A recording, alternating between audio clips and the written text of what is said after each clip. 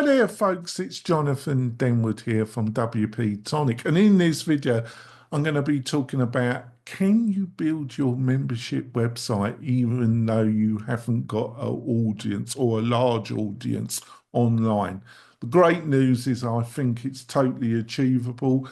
At WP-Tonic, we've got a load of experience helping people in this particular spot, giving them some great advice.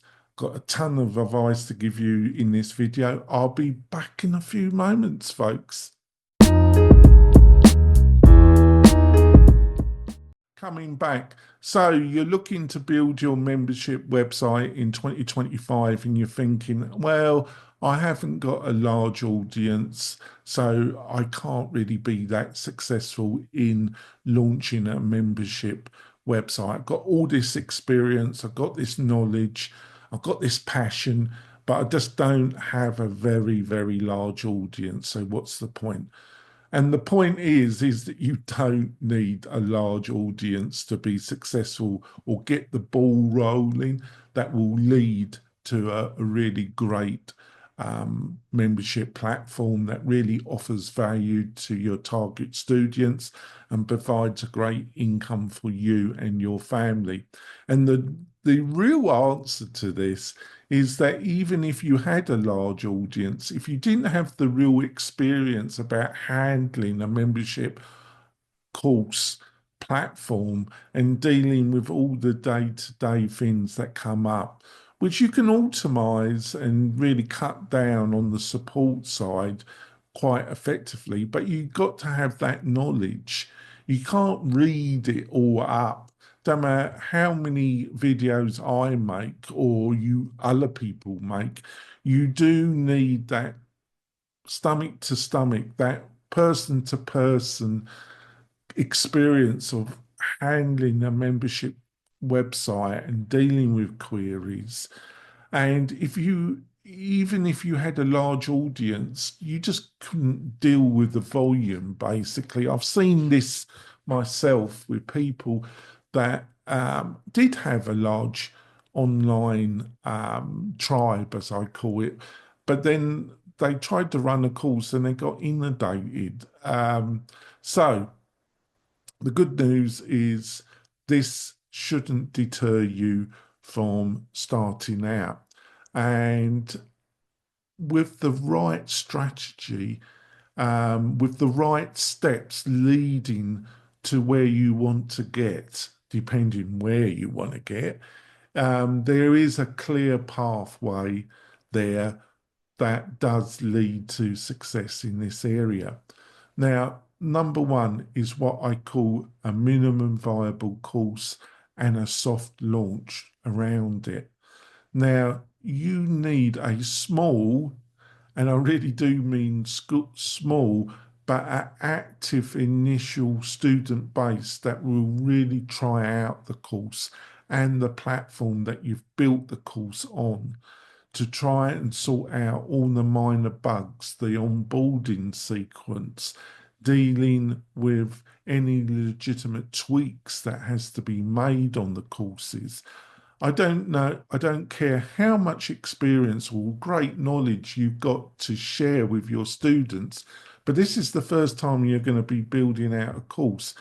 I think you should build it on WordPress, and I think you should have WP-Tonic as your hosting and technology support partner, because WordPress gives you the most ownership, and you don't want to build something on somebody else's platform that you don't have the most control over. That's a terrible idea, in my opinion.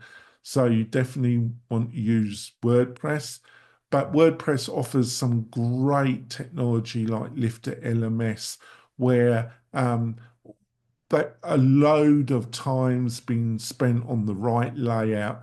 You don't want to start messing around with the course layout, the lesson layout, because the people at Lifter or LearnDash have really worked on that and spent a lot of money. What you need to spend is on the minimum viable course that really gets some success for your initial soft launch student base. And really the verbiage and language of your public pages, your home page, your main offer page, your About Us page. These are the pages that you need to concentrate. And then your online strategy after you've worked with this initial student base about and got a really great fitting course that matches up with you're going to what your students are going to get from the course. What is the prime, thing that they're going to receive by doing the course? What people tend to do, folks, is throw in what I call the kitchen sink.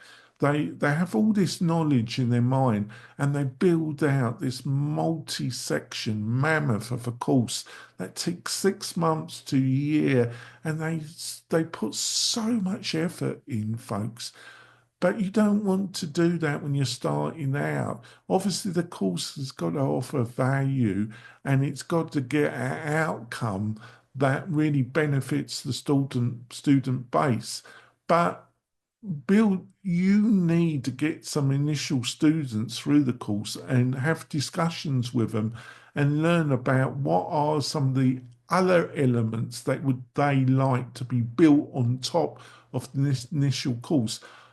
People have done this and always been surprised about the things that they thought that they were going to add to the course. And then when they get the input from their initial student base, they're always amazed that it was different areas that the students wanted you to build out. It always happens, folks. That is the big surprise. And that's why you really want to start your minimum viable course, build that. You want it on the right platform that you have the maximum control. You need to concentrate on the core messaging after you've got your initial group of students. Obviously, you need to concentrate on that anyway. And you do need a level of outreach to get those initial students. But I'm talking about a dozen students. If you followed some of the other videos that I've done about how you can attract those initial students, it is totally possible. It shouldn't be a nightmare. And really, that small group that helps you do that soft launch and get that information that can really hone the core messages on your website, the benefits you're going to get, and it will reduce any possibility of failure dramatically. Hopefully you found this video useful. If you did, think about subscribing to the channel. It really does tell YouTube that I'm doing something right, and it really encourages me to make more of these videos. I've also written a post that goes into everything I've laid out in this video, even in a lot more detail. You find the link to that in the video description. I'll see you soon, folks. Bye.